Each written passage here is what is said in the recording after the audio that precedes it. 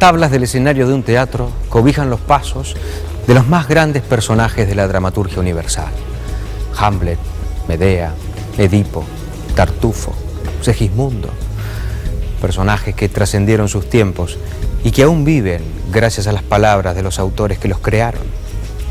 Hoy nos centraremos en uno de estos dramaturgos, Bertolt Brecht, un poeta alemán nacido en 1898, que desarrolló el grueso de su obra entre las dos grandes guerras del siglo XX. Un autor que creía en el teatro como instrumento para alcanzar una sociedad más justa. Yo creí que llegaba un poco tarde. Pero igual hay otra persona encargada de llegar tarde. No, ¿quién? Los roles están... No voy a dar nombres. Sí, pero no hoy todos sabemos pero... género. No vamos a dar nombres, pero es del mismo género, está bien. ¿Y vos te estás allí? Yo voy a quedar al lado de Pino. Miseria. Está bien, sí. Lejos del teatro convencional, que propone que lo que se muestra en un escenario se asemeje a un fragmento de la realidad, Bertolt Brecht sostuvo que el espectador debe notar el artificio. Para desarrollar una actitud crítica y racional sobre el mundo que se representa. De su vasta producción hemos elegido Madre Coraje y sus hijos, un texto crudo y doloroso y también cargado de humor, en el que el autor manifiesta claramente su postura en contra de la guerra. La pregunta sería, en relación a los personajes que están aquí, que serían el de Madre Coraje, el de Ivette, el del cocinero y el predicador, ¿cuál creen ustedes que es la función que tiene cada uno de estos personajes? Porque siendo Brecht un autor absolutamente programático, ¿no? Digamos, lo más importante, lo que como para actuar, creo que es importante, es entender cuál es la función que tiene el personaje. La pregunta es esa, ¿ustedes para qué creen que está? Madre Coraje creo que lo tenemos más claro, que es el personaje que va a regir, digamos, toda la obra y que es el personaje metáfora que tiene la obra, que es la representación de esta pequeña burguesía que intenta medrar con la guerra y... Con la guerra y con la paz. Y con la paz, Y con la paz. Pero como ocurre la guerra, cree que se tiene que aferrar a eso porque es lo que en este momento encontró. En este momento le da de comer su porque... Pero además porque es lo que quería, de algún modo, supongo yo, hablar un Brecht. bagaje de elementos que sirven para ella, para su vivencia, y que sirven a los que están haciendo la guerra. Para la guerra me vengo abajo. Claro, pasa que Brecht escribe la obra claramente entre el 38 y el 39, o sea que está escribiendo la obra en el momento en que la guerra está por declarar, claro, se está cocinando la guerra. Se define la guerra, con lo cual está claramente teniendo una posición sobre la guerra. Sobre la guerra y en contra de la guerra, ¿no? Claramente es una obra muy claramente Pero contra la guerra. Madre Coraje tiene una posición en contra de la guerra en términos de que no le maten a los hijos y a favor de la guerra en términos de supervivencia. Pero ese es el tema de la pequeña burguesía, ¿no? Que está siempre está y ahí vengo justamente lo que el personaje de Ivette, que es la prostituta, no tiene el problema de ella, esa ambigüedad. Ella hace su negocio con la guerra, se casa con el coronel viejo y creo que está para eso, para mostrar que los negocios de Madre Coraje ni siquiera son negocios. Sí, es apenas un pichuleo.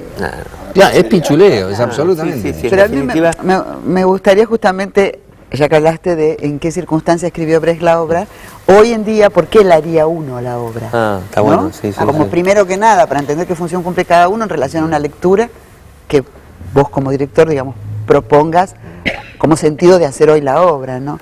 Yo creo que está bien, está bueno esto que, digamos, si tenés ese texto de Brecht que tiene en el Model, pues está bien. Pues es un textito de Brecht sobre teatro, donde justamente ese es el tomo que habla de un poco de Madre Coraje, y justamente dice Madre Coraje, bueno, entra en su 6º año de representación, la obra ya no es una pieza que ha llegado demasiado tarde, vale decir, después de una guerra. Lo terrible es que otra vez flota en el ambiente la amenaza de una guerra. Nadie menciona esa amenaza, pero nadie la ignora. La gran mayoría se opone a la guerra, pero hay tantas dificultades y miserias.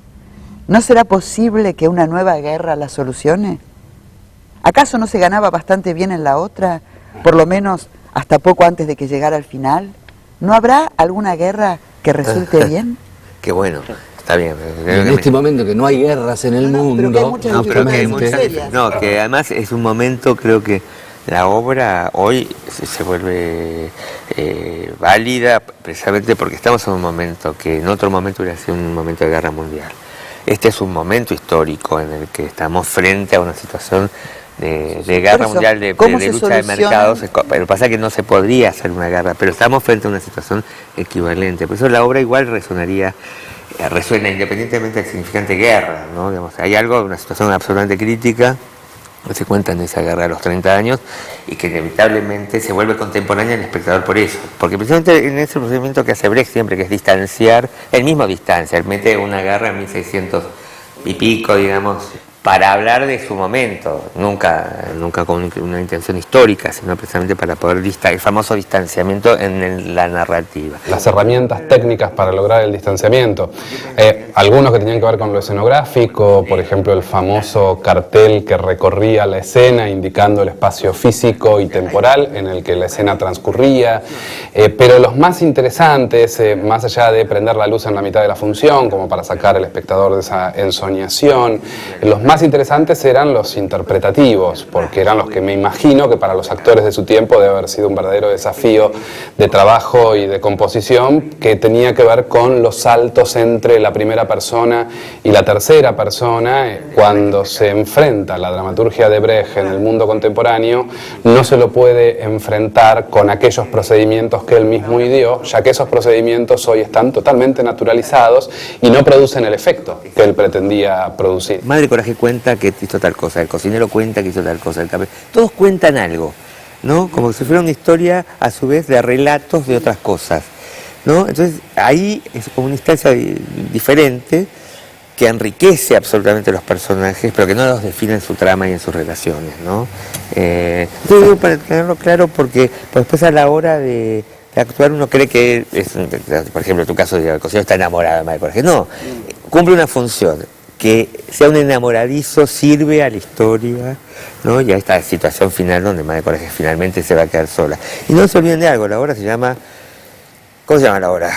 Madre Coraje y sus hijos. Cosa que la tradición tiende a sacar a los hijos. O sea, la tradición mata ya a los hijos de entrada, digamos, ¿no? Claro, bueno, el título tiene que ver con eso que decíamos, que por un lado la guerra no te gusta por la protección hacia sus hijos, y sí te conviene o te gusta por la supervivencia. Que también es muy relativa porque tampoco es una gran sobrevivencia. No. Cree que va a ganar algo y pierde todo. De todas formas, es importante señalar que Brecht construye en Madre Coraje un antihéroe, una antiheroína, digamos, ¿no? Sí. Digamos, no, o sea, que tiene esa cualidad como personaje de poder decir ciertas verdades, pero no poder accionar en relación a eso, ¿no? Cuando ella sin modificar la realidad. Dice, me alegro de que venga la paz, aunque signifique mi ruina. Uno dice, qué sentido común.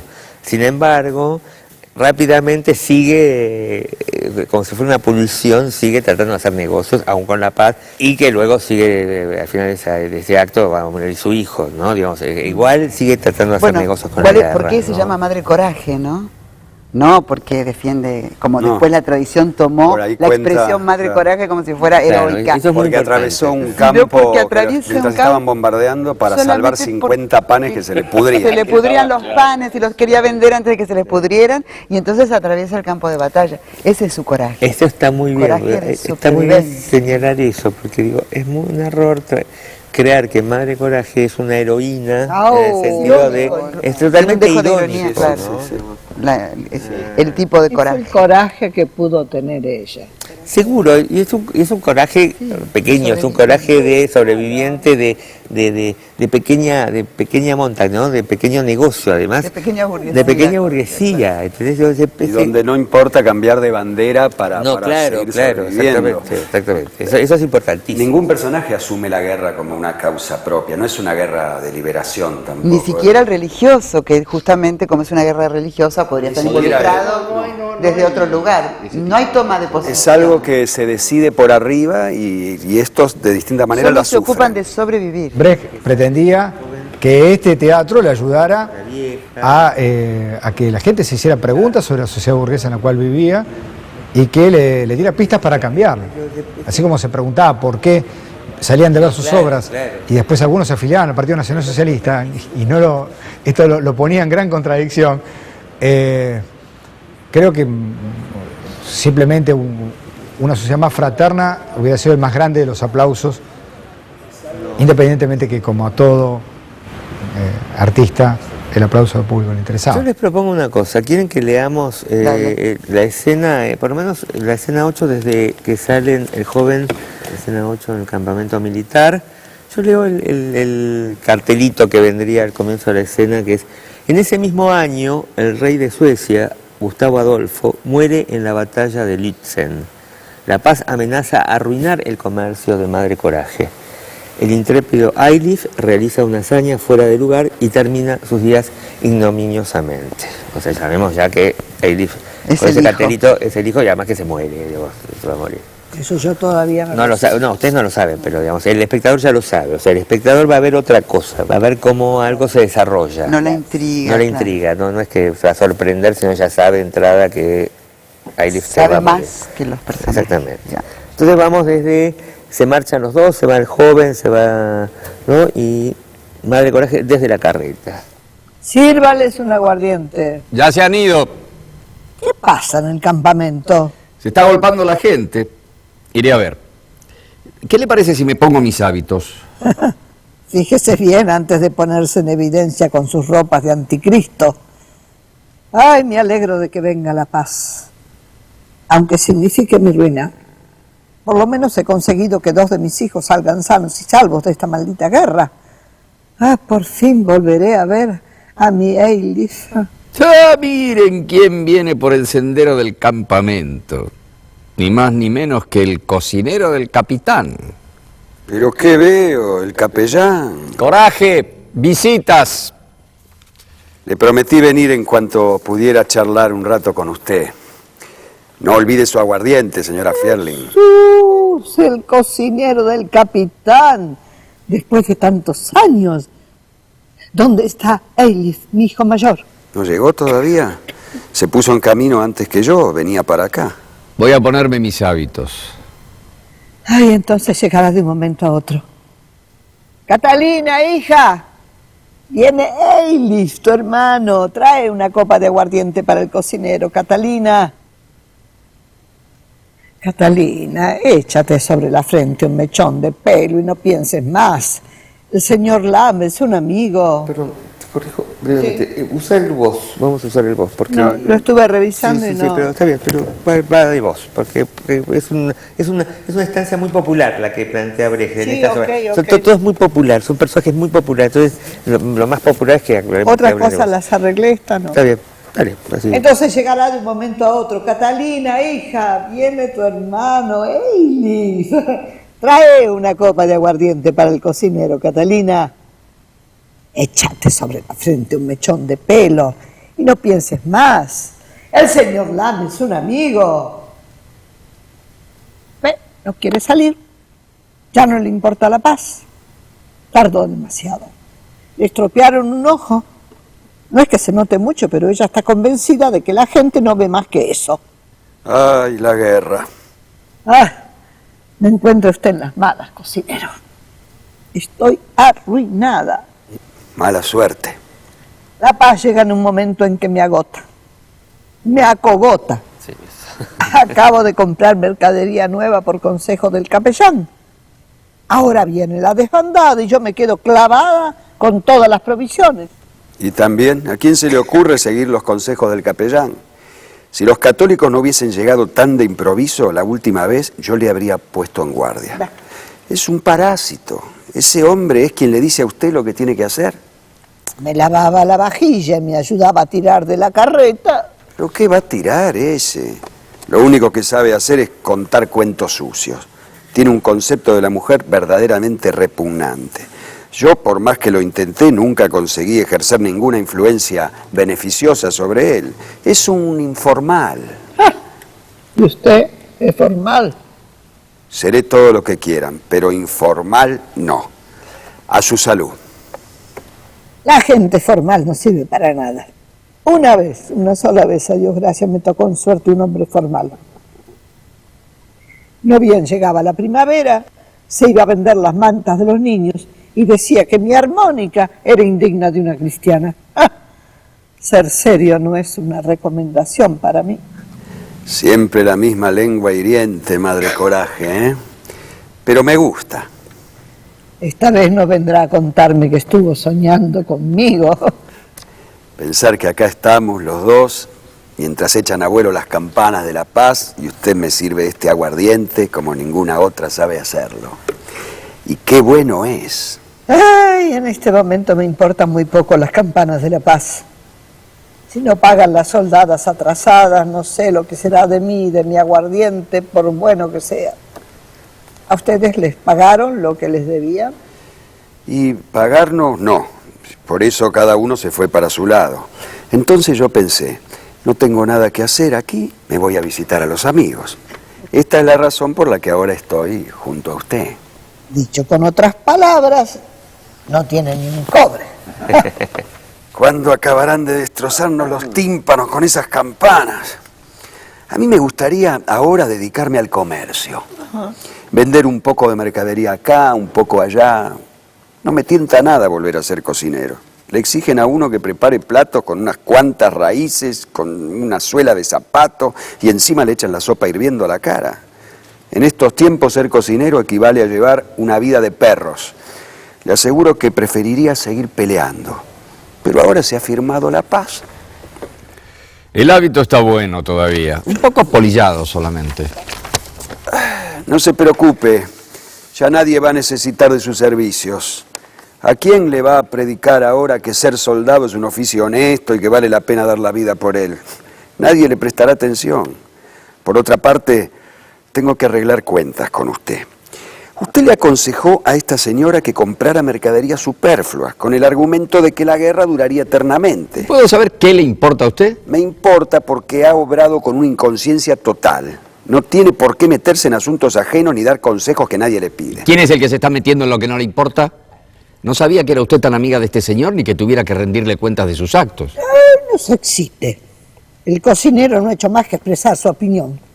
Y usted no podrá negar que su famosa guerra resultó un fiasco. Vergüenza debería darle a renegar de la paz, Coraje. Es usted el vampiro de los campos de batalla. ¿Qué soy yo? Si insulta a mi amiga, le advierto que va a tener que vérselas conmigo. No hablo con usted. Ya veo cuál es su juego. Pero cuando veo que toma usted a la paz con dos dedos como si fuera un trapo sucio, toda mi humanidad se revela. Y entonces comprendo que no quiere la paz, sino la guerra, porque le reporta beneficios.